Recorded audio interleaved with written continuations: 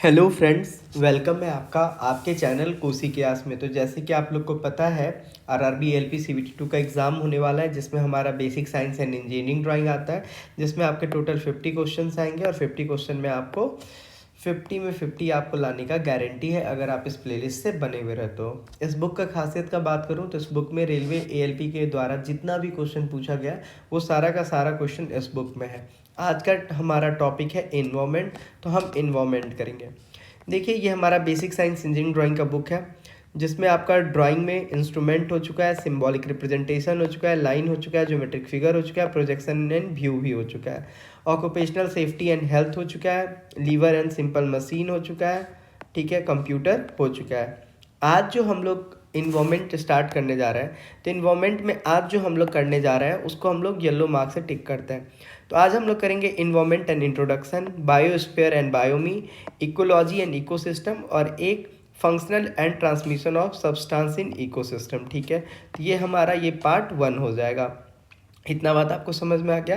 तो आप बोलोगे हाँ सर समझ में आ गया। ठीक है, तो आज हम लोग इसको करते हैं। और यकीन मानिए दोस्तों, अगर आप यूथ पब्लिकेशन के बुक के बारे में जानते हो, अगर आप इस बुक से क्वेश्चन कर लेते हो तो आपको एक भी क्वेश्चन बाहर नहीं जाएगा। तो आइए स्टार्ट करते हैं हमारा आज का टॉपिक इन्वायरमेंट। ठीक है, तो देखिए, सबसे पहले जो हमारा इन्वायरमेंट होता है इसके बारे में मैं आपको कुछ बेसिक चीज़ें बता दूँ। ठीक है, तो देखिए, जो हमारा इन्वायरमेंट होता है, इन्वायरमेंट में क्या होता है, जितने भी चीज़ें जैसे कि जो भी लिविंग है या नॉन लिविंग है, वो सब कुछ किसके अंदर आ जाता है, तो वो सारा का सारा चीज़ हमारा किस में आ जाता है, इन्वायरमेंट में। जैसे कि मिट्टी, वाटर, प्लांट, एनिमल, ये सब कुछ क्या है, सारा का सारा हमारा इन्वायरमेंट का पार्ट है, चाहे नॉन लिविंग हो चाहे वो लिविंग हो। इतना बात आपको समझ में आ गया? आप बोलोगे हाँ सर। नेक्स्ट क्वेश्चन पूछता है कि जो हमारा इन्वायरमेंट है ये कौन से शब्द से डिराइव हुआ है। तो इन्वायरमेंट शब्द जो है वो फ्रेंच का एक भाषा है इनवॉन। क्या मतलब भाषा है? फ्रेंच का एक भाषा है इवरॉन, उसी से हमारा इन्वायरमेंट शब्द डेवलप हुआ है। इनवॉन का मतलब फ्रेंच में होता है सराउंडिंग, जो भी आपके अगल बगल में है वो क्या है, इन्वायरमेंट का ही पार्ट है। तो इन्वायरमेंट कौन से शब्द से ड्राइव हुआ है, तो फ्रेंच शब्द से। इसका क्या मतलब होता है, इन्वॉर्म, और इन्वॉर्म का मतलब क्या होता है, सराउंडिंग। ठीक है, अब बात करते हैं कि जो हमारा इन्वायरमेंट होता है, ठीक है, इन्वायरमेंट और इन्वायरमेंटल फैक्टर्स क्या क्या होते हैं। तो देखिए, हमारा जो इन्वायरमेंट होता है उसमें बेसिकली दो फैक्टर होते हैं। एक तो हमारा होता है फिजिकल एबायोटिक कंपोनेंट, और एक होता है हमारा बायोटिक कंपोनेंट। देखिए, एबायोटिक वैसा कंपोनेंट होता है जो हमारा क्या होता है, नॉन लिविंग होता है। हमेशा याद रखिएगा, एबायोटिक का मतलब होता है नॉन लिविंग, बायोटिक कंपोनेंट का मतलब ही होता है, बायोटिक का मतलब होता है लिविंग। ठीक है, इतना बात आप समझ गए? आप बोलेंगे हाँ सर। तो देखिए, जो आपका नॉन लिविंग कंपोनेंट होता है उसके अंदर हमारे इन्वायरमेंट में क्या क्या आता है, तो हमारा एटमॉस्फेयर आता है। आप जानते हैं कि जो हमारा एटमॉस्फेयर है वो क्या है, तो जो हमारा एटमॉस्फेयर है वो हमारा गैसियस लेयर से मिलके बना हुआ है। ठीक है, और ये किसका पार्ट आ जाएगा, आपसे ऐसे क्वेश्चन पूछ देगा, बताओ जो हमारा एटमॉस्फेयर है वो नॉन लिविंग है या लिविंग है, या पूछ देगा अबायोटिक है या बायोटिक है, तो आप क्या बोलोगे, एबायोटिक। जो भी नॉन लिविंग है वो एबायोटिक। वाटर के बारे में बात करते हैं, तो आप जानते हैं कि जो हमारा वाटर है वो क्या है, नेचुरल सोर्सेज है, और ये हमारे अर्थ पे लिक्विड के फॉर्म में अवेलेबल है। और जितने भी हमारे अर्थ पे लिविंग क्रिएचर्स हैं सबको क्या है, वाटर का ज़रूरत है। तो वाटर भी क्या है, नॉन लिविंग है। फिर बात करते हैं सॉइल का, तो आप सारे लोग जानते हैं जो हमारा पृथ्वी है उसका जो ऊपर वाला टॉप मोस्ट लेयर है वो हमारा क्या है, तो वो हमारा सॉयल है। ठीक है, अब बात आता है कि आखिर ये जो सॉयल है ये बना कैसा है। तो सॉयल जो है वो हमारा मिनरल से मिलकर बना हुआ है। कैसे बना है, मिनरल से मिलकर बना है। और मिनरल के साथ साथ इसमें क्या है, डिकम्पोजिंग ऑर्गेनिक मैटर है। जैसे मान के चलो कोई आदमी मर गया, जैसे कुत्ता मर गया, बिल्ली मर गया, कोई इंसान मर गया, तो वो क्या होगा, डिके होगा, और डिके होकर कहाँ बन जाएगा, सॉइल के अंदर ही चला जाएगा। तो सॉइल के अंदर ये सारी चीज़ें हैं। अब बात करते हैं बायोटिक कंपोनेंट। बायोटिक कंपोनेंट का मतलब होता है लिविंग, तो इसके बारे में देखते हैं। तो देखिए, जो आपका प्लांट होता है वो हमारा क्या होता है, हमारा इन्वायरमेंट का एक बायोटिक कंपोनेंट, एक लिविंग कंपोनेंट है। इसको हम लोग ऑर्गेनिक कंपाउंड, ऑर्गेनिक कंपोनेंट भी बोलते हैं। देखिए, जो हमारा प्लांट होता है वो क्या होता है, तो जो हमारा प्लांट होता है वो किसको कंज्यूम करता है, तो जो हमारा प्लांट होता है वो ऑर्गेनिक सब्सटेंस को कंज्यूम करता है। ठीक है, आप सारे लोग जानते हैं जो हमारा प्लांट होता है फोटोसिंथेसिस करता है, और फोटोसिंथेसिस करके क्या बनाता है, खाना बनाता है। ठीक है, जो हमारा प्लांट होता है वो क्या होता है, ऑटोट्रॉफ्स होता है। ऑर्गेनिज्म के बारे में बात करें तो जो हमारा ऑर्गेनिज्म होता है ये क्या होता है, जो भी आपके लिविंग क्रिएचर्स होते हैं जो क्या करते हैं, रिप्रोड्यूस करते हैं, ग्रो करते हैं, अडेप्ट करते हैं और होमोस्टैसिस को क्या करते हैं, मेंटेन करते हैं, उसी को हम लोग क्या बोलते हैं, ऑर्गेनिज्म बोलते हैं। ठीक है। माइक्रो ऑर्गेनिज्म वो होते हैं जो बहुत ही ज़्यादा छोटे होते हैं, जिनको हम अपने आँख से नहीं देख सकते हैं, वो सारे के सारे हमारे क्या होंगे, बायोटिक कंपोनेंट होंगे। एग्जाम में एक बार क्वेश्चन पूछा था कि जो हमारा वायरस होता है, वायरस और प्रियॉन्स, ये क्या हमारे बायोटिक कंपोनेंट है, तो आप बोलोगे नहीं सर ये एबायोटिक होते हैं, क्योंकि जो हमारा वायरस होता है वो हमारा लिविंग नहीं कंसीडर करते हैं। ठीक है, इतना बात समझ में आ गया। और जो माइक्रो ऑर्गेनिज्म होता है इसी को हम लोग डिकम्पोजर्स के नाम से भी जानते हैं।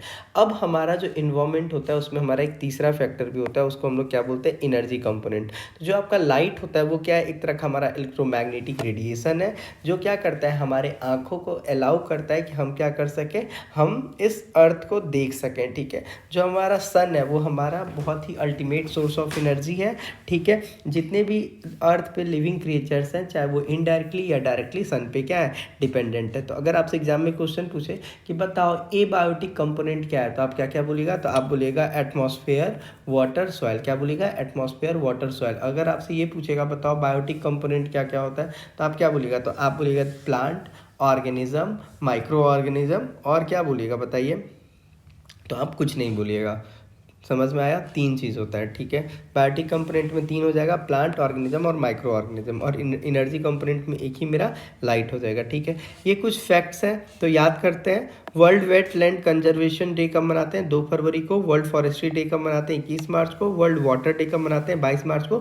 अभी हम लोग क्वेश्चंस भी करेंगे जो आरआरबी एलपी के हैं, तो कोई लोग भागिएगा मत। इंटरनेशनल अर्थ डे कब मनाते हैं, 22 अप्रैल। वर्ल्ड इन्वायरमेंट डे 5 जून। वर्ल्ड ग्राउंड वाटर डे 10 जून। ठीक है। वर्ल्ड एनिमल डे 4 अक्टूबर। नेशनल बर्ड डे 12 नवंबर। वर्ल्ड टॉयलेट डे 19 नवंबर। तो इसमें मेन जो मान लो हमारा ये सब्जेक्ट है तो इसमें पूछा जा सकता है वर्ल्ड इन्वायरमेंट डे कब मनाया जाता है, 5 जून को। और एक ये याद कर लीजिएगा वर्ल्ड वाटर डे। ठीक है। वर्ल्ड इन्वायरमेंट प्रोटेक्शन डे कब मनाते हैं, 26 नवंबर को। तो ये हमारा फैक्चुअल डेटा है, इससे हमको कोई उतना क्वेश्चन नहीं आएगा। देखिए अब आपके सामने आरआरबी का पहला क्वेश्चन कह रहा है कि आप इन्वायरमेंट से क्या समझते हो। ठीक है। तो देखिए इन्वायरमेंट पहला ऑप्शन करते हैं, कह रहा है the natural world of land, water, air, plant and animal that exist around them. सही बात है। मैंने आपको बताया था जो भी आपका एनवायरमेंट होता है, आपके आसपास जो भी चीज़ें हैं वो सारे क्या होंगे, इन्वायरमेंट के पार्ट होंगे। तो हमारा लैंड भी इन्वायरमेंट का पार्ट होता है, वाटर, एयर, प्लांट, सब कुछ। तो ऑप्शन ए तो बिल्कुल सही है। कह रहा है the sum total of all the condition that surround a person at A point of time. कह रहा है कि जैसे मान के चलो अभी मैं हूँ, मेरे अराउंड मान के चलो हवा है, मेरे अराउंड मिट्टी है, मेरे अराउंड क्या है, नाइट्रोजन है, मेरे अराउंड क्या है, मान के चलो पानी है। तो ये सब क्या है, जो मनुष्य होता है या कोई भी जानवर है या कोई भी क्रिएचर है, वो अर्थ पे और उसके अराउंड जो भी चीज़ है जिससे वो घिरा हुआ है, तो वो किसका पार्ट होगा, इन्वायरमेंट का। बिल्कुल सही बात है। कह रहा है interacting system of physical, biological and cultural element which are interlinked. कह रहा है जो हमारा इन्वायरमेंट होता है वो क्या होता है, इन्वायरमेंट जो होता है हमारा एक ऐसा सिस्टम है जिसमें हम फिजिकली, बायोलॉजिकली और कल्चरली क्या होते हैं, एक दूसरे से लिंक है। तो बिल्कुल सही बात है, हम लोग क्या है, लिंक है। तो राइट ऑप्शन क्या हो जाएगा, ऑल द अबव। तो वही इसका डेफिनेशन बोला है कि इन्वायरमेंट जो है एक तरह का हमारा सारे चीज़ों का क्या है, सम है। ठीक है। अब के अगल बगल जितने भी चीज़ होते हैं वो सब क्या है, इन्वायरमेंट में ही आते हैं। फिर नेक्स्ट क्वेश्चन कह रहा है कि इन्वायरमेंट हमारा किस चीज़ से मिलके बना है। तो मैंने आपको बताया था इन्वायरमेंट जो होता है हमारा बायोलॉजिकल कंपोनेंट, जियोमॉर्फिक कंपोनेंट और इनऑर्गेनिक कंपोनेंट से मिलके क्या है, हमारा बना हुआ है। इस बात को याद रखिएगा। ठीक है। अगर हम आपसे बायोलॉजिकल कंपोनेंट का बात कीजिए तो बायोलॉजिकल कंपोनेंट में क्या आ जाएगा, एनिमल, प्लांट, माइक्रो ऑर्गेनिज्म आ जाएगा। ठीक है। इस टाइप से हमारा क्या हो जाएगा, जो इन्वायरमेंट होगा बायोलॉजिकल कंपोनेंट भी है, जियोमॉर्फिक भी है और इनऑर्गेनिक भी है। ठीक है। कह रहा है इन्वायरमेंट डिग्रेडेशन मीन, जो आपका इन्वायरमेंट डिग्रेडेशन होता है उसका मतलब क्या होता है। तो देखिए जो हमारा इन्वायरमेंट का जो पॉल्यूशन होता है, जो आप देखिए जो हमारा इन्वायरमेंट डिग्रेडेशन होता है, ये हमारा क्या एक साइनोनिम होता है। साइनोनिम का मतलब होता है सेम वर्ड। ठीक है। समझ में आ रहा है, साइनोनिम का क्या मतलब होता है, सेम वर्ड। तो जो हमारा इन्वायरमेंट डिग्रेडेशन है, इसका मतलब क्या हुआ कि जो हमारा इन्वायरमेंट है उसमें पॉल्यूशन कितना हो रहा है, समझ रहे हैं, उसमें पॉल्यूशन कितना हो रहा है। तो जो हमारा इन्वायरमेंट है वो इन्वायरमेंटल पॉल्यूशन को ही हम लोग क्या बोलते हैं, इन्वायरमेंटल डिग्रेडेशन बोलते हैं। ठीक है। बोथ किससे रिलेटेड है, तो ये सारा कुछ जो है ये जो हमारा क्वालिटी ऑफ इन्वायरमेंट है, जो हम लोग आजकल पोल्यूशन कर रहे हैं उसकी वजह से जो हमारा इन्वायरमेंट ख़राब है, दोनों उसी से मिलता जुलता हमारा टर्म है। ठीक है, तो देखिए कह रहा है complete degradation of environmental property. जो हमारा इन्वायरमेंटल डिग्रेडेशन है वो क्या है, एक तरह का हमारा प्रॉपर्टी बताता है कि जो हमारा इन्वायरमेंट है वो कैसे बर्बाद होते जा रहा है। तो पहला सही है, कह रहा है bringing opposite changes through human activities. ठीक है, देखिए जो आपका इन्वायरमेंटल डिग्रेडेशन होता है ये कैसे होता है, तो जैसे मान के चलो हमको गॉड ने ऐसा थोड़ी बोला है कि सुनो तुम कार चलाओ और कार से क्या करो, गैस जो हार्मफुल गैस होता है उसको निकालो, फैक्ट्री चलाओ उससे जो हार्मफुल गैस निकलते हैं वो लाओ, या तुम कोई भी क्या कहते हैं न्यूक्लियर स्टेशन चलाओ जहाँ से रेडिएशन निकल रहा है। ऐसा तो हमें गॉड ने नहीं बोला, लेकिन ऐसा हम कर रहे हैं ना, तो हम क्या कर रहे हैं, हम इन्वायरमेंट के अपोजिट कर रहे हैं। ठीक है, तो वही हमारा यहाँ पे हो जाएगा कि जो हमारा इन्वायरमेंट डिग्रेडेशन होता है इसका मतलब होता है कि नेचर के अगेंस्ट काम करना।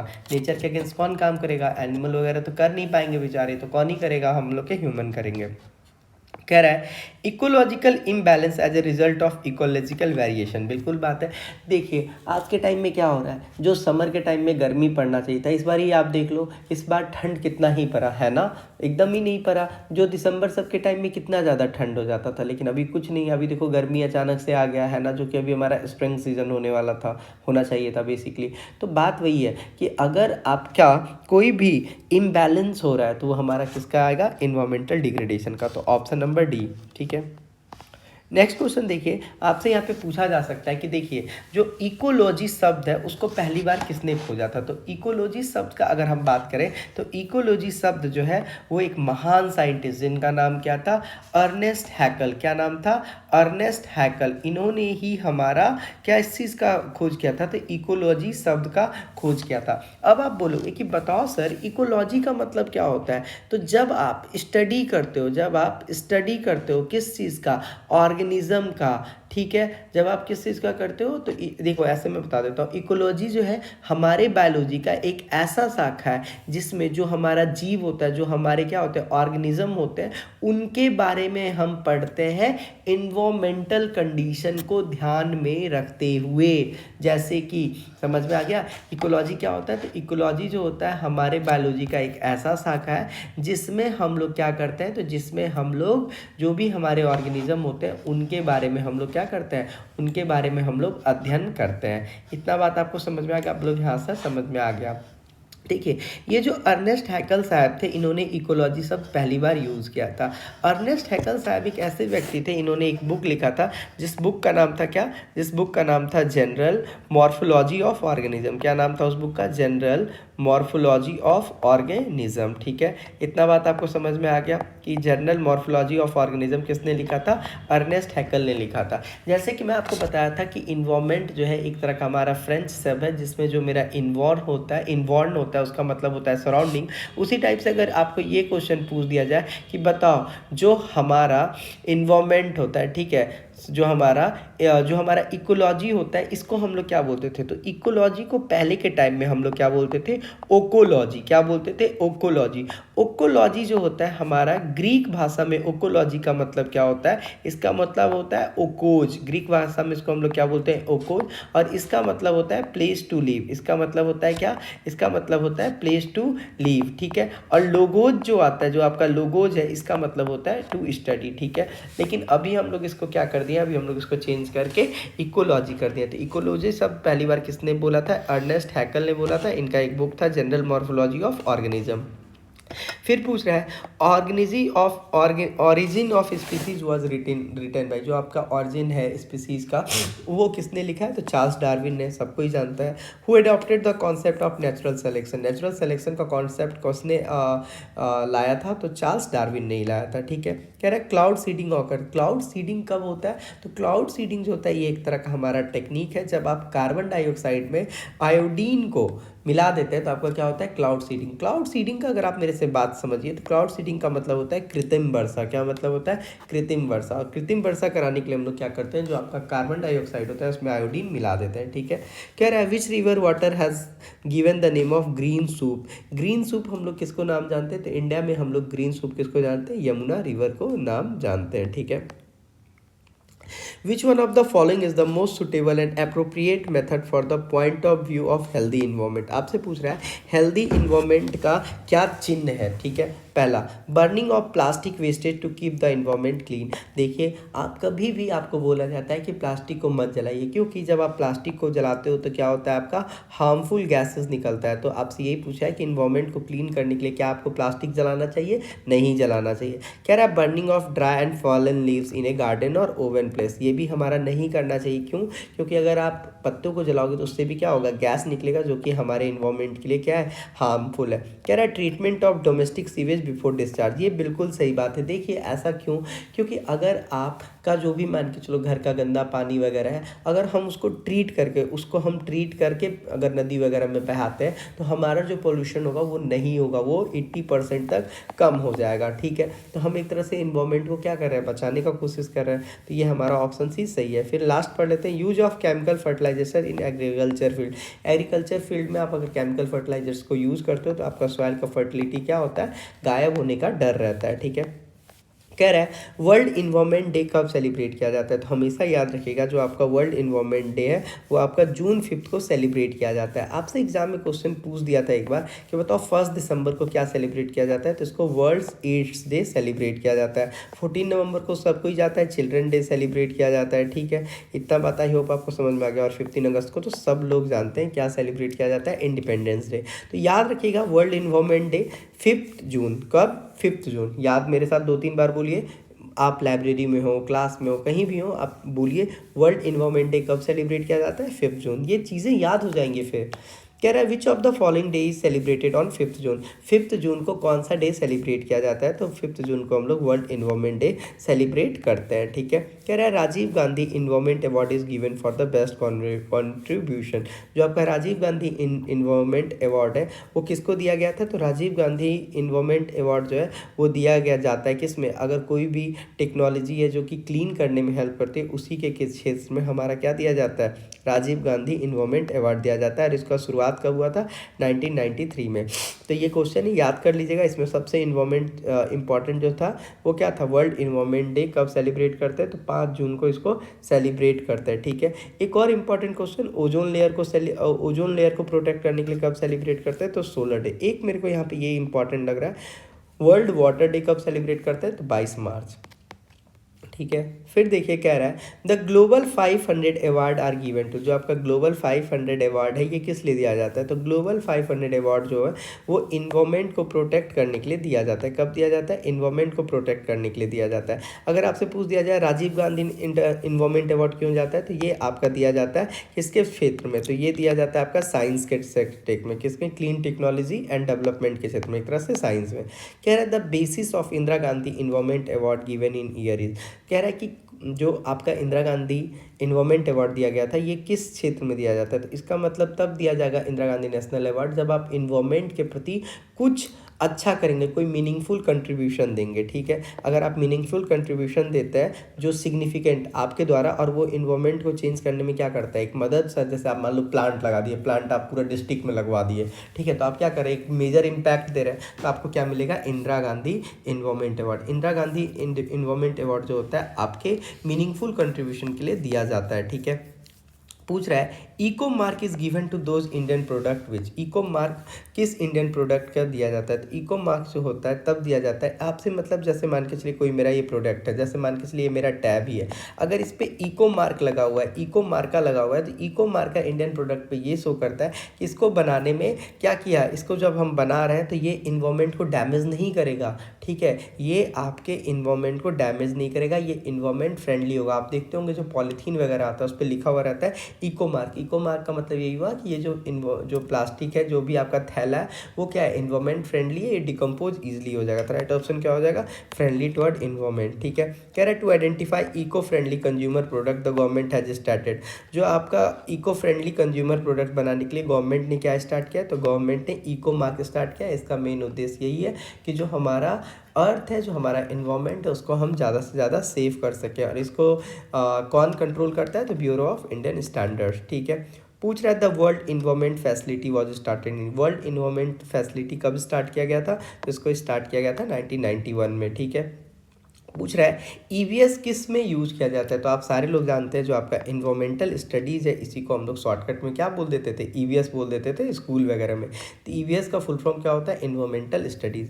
पूछ रहा है which factor is most important in determining the impact of anthropogenic activity on the environment. ठीक है, पूछ रहा है कि कौन सा फैक्टर जो है वो बहुत ही ज़्यादा इफेक्ट करता है, एक्टिवेट करता है एंथ्रोपोजेनिक एक्टिविटी को। ठीक है, तो देखिए जो हमारा population per capita wealth and technology जो होता है वही हमारा क्या करता है, बहुत ही ज़्यादा इम्पैक्ट करता है। तो ऑप्शन नंबर ए हो जाएगा। ठीक है, लास्ट क्वेश्चन इस चैप्टर का कह रहा है which one of the following approaches is the most comprehensive approach to the problem of human environment imbalance. ठीक है, कह रहा है कि इसमें कौन सा जो हमारा कॉम्प्रिहेंसिव अप्रोच है किसके लिए, ह्यूमन इन्वायरमेंट एब्लीवेंस के लिए। ठीक है, तो देखिए जो आपका प्रॉब्लम है किसका, ह्यूमन इन्वायरमेंट इंट्रैक्शन का, ये क्या है कि when human explore the resources present in the environment as a result of is the problem is born.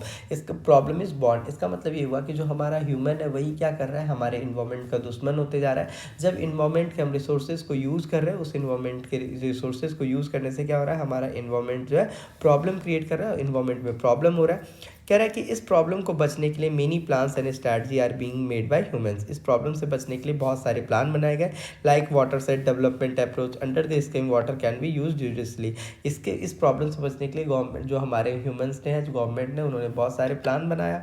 ठीक है, तो आपसे वही पूछ रहा है कि which of the following approach is the most comprehensive approach to the problem of human environment एब्लीमेंट्स। तो आपसे यही पूछ रहा है कि जो हम लोग का ये सब प्रॉब्लम हो रहा है, ठीक है, उससे बचने के लिए हमने कौन सा प्लान बनाया जो यूज़ में है। तो उसमें एक प्लान है हमारा वाटर सेट डेवलपमेंट अप्रोच। इस अप्रोच के तहत हमने ये डिसाइड किया कि जो हमारा पानी होता है उसको कोई भी यूज़ कर सकता है, इसके लिए हमने एग्रीमेंट किया, प्रॉपर इसका एक रूल है। ठीक है, तो इसी के साथ हमारा ये चैप्टर कंप्लीट हो जाता है। अब हमारा नेक्स्ट चैप्टर आता है बायोस्फीयर एंड बायो।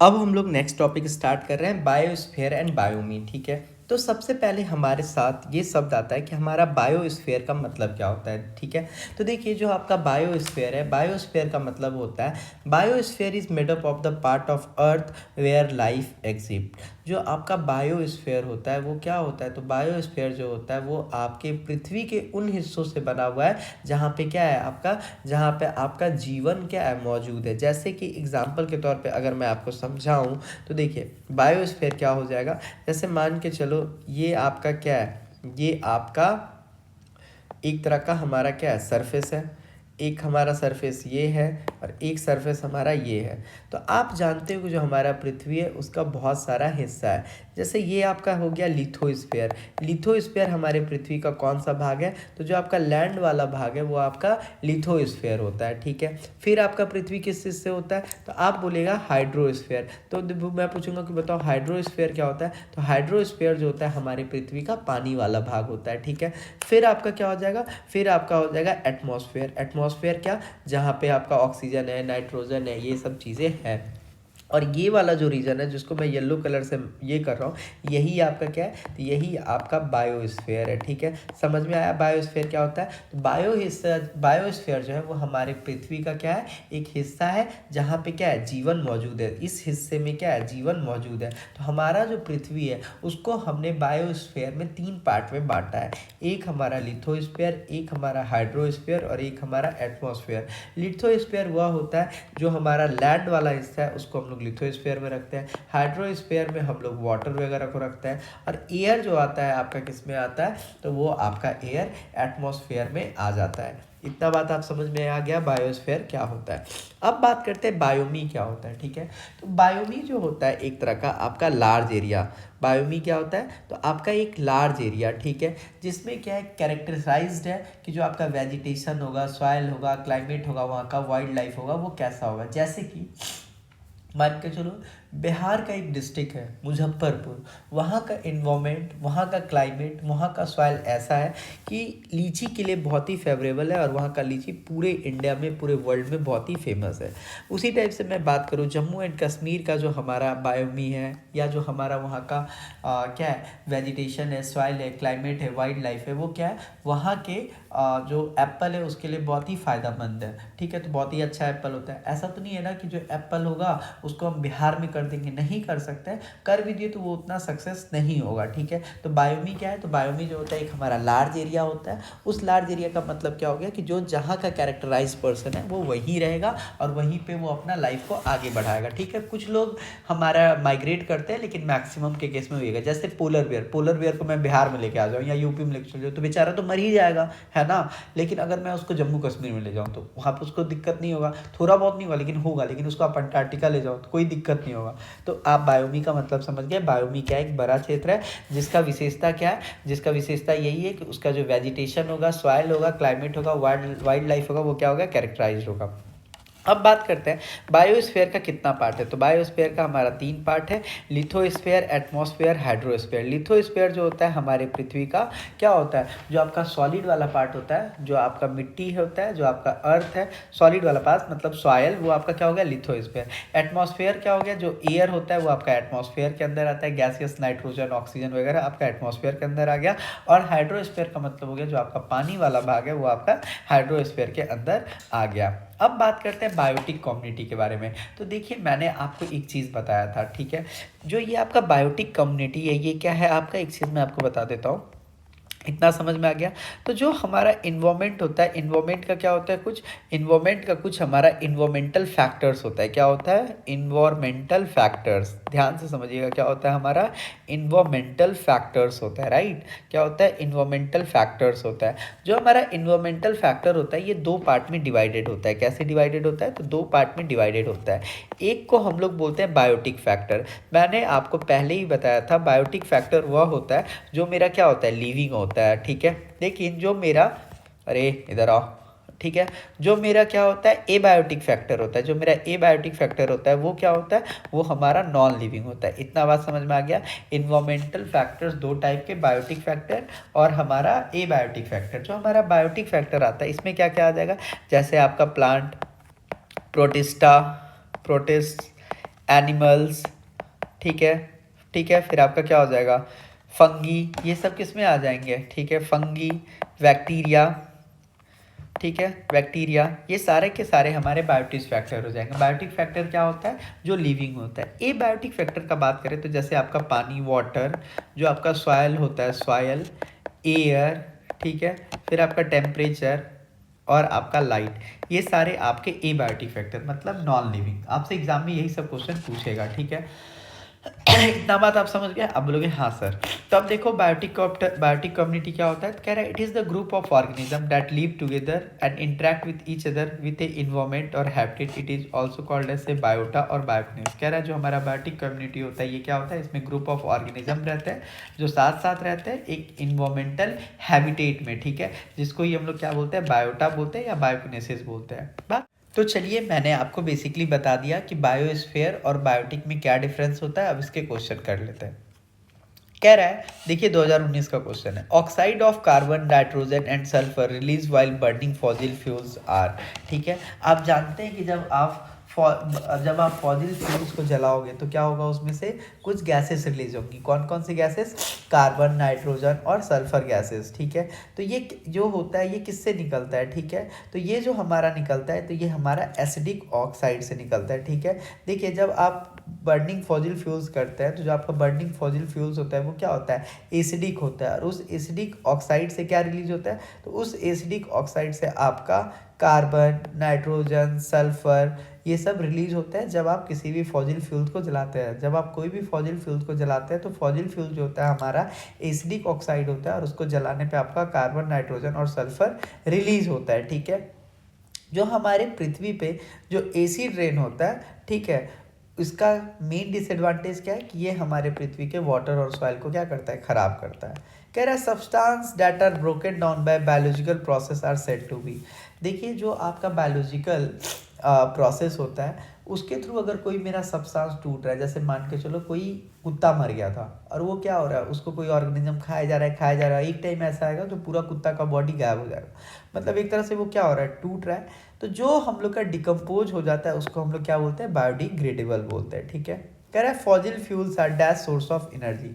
देखिए जो आपके फॉसिल फ्यूल्स होते हैं वो क्या होते हैं, तो वो हमारे नेचर से मिलते हैं। जो हमारा फॉसिल फ्यूल्स होता है वो एक तरह से क्या होता है, नॉन रिन्यूएबल होता है, मतलब एक बार अगर ख़त्म हो गया तो फिर वो हमें दोबारा नहीं मिलेगा। फॉसिल फ्यूल्स का एग्जांपल जितने भी आपके कोल, ऑयल, नेचुरल गैसेस और प्राइमरी एनर्जी के जितने भी सोर्सेज हैं वो सारे हमारे क्या है, फॉसिल फ्यूल। फॉसिल फ्यूल्स अगर एक बार ख़त्म हो गया तो हम उसको रिन्यू नहीं कर सकते हैं। कह रहा है from the point view of evolution in living being which one of the following is the correct sequence of evolution. ठीक है, आपको बताना है करेक्ट सीक्वेंस ऑफ इवोल्यूशन क्या है, सबसे पहले क्या आया। तो सबसे पहले हमारा सार्क आया, फिर टर्टल आया, फिर हमारा ऑटलर आया। और ये आज से 400 मिलियन साल पहले साइंटिस्ट ऐसा क्या मतलब साइंटिस्ट ऐसा मानते हैं कि ये सारे चीज़ सार्क, टर्टल, ऑटर आज से 400 मिलियन ईयर अगो से पहले से हैं। ठीक है, कह रहा है a sustainable biotic group in a ecosystem is called. जो आपका सस्टेनेबल बायोटिक ग्रुप होता है वो क्या होता है, तो जो आपका इकोटोन होता है। ठीक है, इकोटोन का मतलब क्या होता है, एक आपका ट्रांजिस्टर एरिया जो हम लोग का दो बायोमी को क्या करता है, कनेक्ट करता है, उसी को हम लोग बोलते हैं क्या बोलते हैं उसको, तो उसी को हम लोग बोलते हैं इकोटोन। क्या बोलते हैं, इकोटोन। इकोटोन जो होता है दो तरह के सरफेस, दो तरह के इन्वायरमेंट वाले एरिया को, दो तरह के हमारे बायोमी को क्या करता है, कन्वर्ट करता है। जैसे मान के चलो ये पहाड़ है, इधर रह रहा है मेरा एप्पल का पेड़, ठीक है, और इधर हो रहा है मेरा लीची, और कुछ ऐसा सरफेस एरिया जहाँ पे एप्पल का भी हो रहा है और लीची भी हो रहा है, तो ये हमारा क्या हो जाएगा, बायोमी के अंदर आ जाएगा, और इसको हम लोग क्या बोलेंगे, इकोटोन बोलेंगे। इकोटोन जो होता है वो एक तरह का हमारा शेयरिंग हो जाता है। ठीक है, कह रहा है with reference to the evolution of organism which one of the following is correct. ठीक है, तो देखिए सबसे अगर सही का बात करें तो जो अभी के टाइम में कंगारू है वो पहले क्या हुआ रहता था, पैथन हुआ करता था, और पैथन से पहले उसको हम लोग क्या बोलते थे, सैलेंडर बोलते थे। ठीक है, कह रहा है time varying gradual change in the intensity of reason is called. जो आपका टाइम के साथ आजकल क्या हो रहा है, इंटेंसिटी, मौसम वगैरह, जोग्राफिकल, फिजिकल सब कुछ चेंजेस हो रहा है, उसको हम लोग क्या बोलते हैं, तो उसको हम लोग इंडेक्सिंग बोलते हैं। क्या बोलते हैं, इंडेक्सिंग बोलते हैं। टाइम के साथ जो हमारा ग्रेजुअल चेंजेस आ रहा है हमारे इन्वायरमेंट में, उसको हम लोग क्या बोलते हैं, इंडेक्सिंग बोलते हैं। जो आपका मैन बायोस्फीयर प्रोग्राम है मैप, ये यूनेस्को के द्वारा कब स्टार्ट किया गया था, तो ये यूनेस्को के द्वारा 1971 में स्टार्ट किया गया था, और इसका मतलब क्या था कि ह्यूमन और इन्वायरमेंट के बीच में रिलेशनशिप स्टैब्लिश करना। कह रहा है the biosphere reserve is a conservation area of. जो आपका बायोस्फीयर रिजर्व होता है उसमें हम लोग किस चीज़ को कंजर्व करते हैं, तो बायोस्फीयर रिजर्व जो होता है एक हमारा मल्टीपर्पस एरिया होता है, जहाँ पे हम लोग क्या करते हैं, जितने भी जेनेटिक डाइवर्सिटी के चीज़ें होते हैं उनको हम लोग क्या करते हैं, सेव करते हैं, बचा के रखते हैं। तो राइट ऑप्शन क्या हो जाएगा, जेनेटिक वेरिएशन की चीज़ों को हम लोग बायोस्फीयर रिजर्व एरिया में क्या करते हैं, संभाल के रखते हैं। कह रहा है which one of the following is the correct sequence of step in biological succession. तो सबसे पहले आपको क्या करना पड़ेगा, तो सबसे पहले का बात करें तो आपको न्यूडेशन करना पड़ेगा, फिर स्ट्रिपिंग करना पड़ेगा, फिर इस्टेब्लिशमेंट, फिर रिएक्शन, फिर स्टेबलाइजेशन। ऑप्शन नंबर हमारा क्या हो जाएगा, बी। फिर पूछ रहा है the limit on the number of organism in A given area that the environment can support is called. कह रहा है जब आप क्या करते हैं, किसी भी पर्टिकुलर एरिया में लिमिट लगा देते हैं तो उसको हम लोग क्या बोलते हैं, उसको हम लोग बोलते हैं कैरिंग कैपेसिटी। कैरिंग कैपेसिटी का मतलब हो गया कि वो जो एरिया है उसमें पर्टिकुलरली इससे ज़्यादा अब ऑर्गेनिज्म नहीं रह सकते हैं। विच of the following is organic organ, आपसे पूछ रहा है किसमें से कौन सा चीज़ है जो हमारा ऑर्गेनिक है। तो देखिए जो आपका कोरल होता है ये क्या होता है, एक स्मॉल एक्वेटिक क्रिएचर्स होता है जो पानी के अंदर रहता है, ये हमारा ऑर्गेनिक ऑरिजिन है। कह रहा है in which one of the following layer of the atmosphere is the concentration of ion. तो आप जानते हैं जो हमारा थर्मोस्फेयर होता है, जो हमारा क्या है, जो हमारा सरफेस है, आउटर सरफेस है, आउटर सरफेस में हमारा 80 to 640 km के बीच में होता है, इसी को हम लोग बोलते हैं थर्मोस्फेयर, और इसका हमारा क्या है, आयन जो है वो बहुत हाई होता है।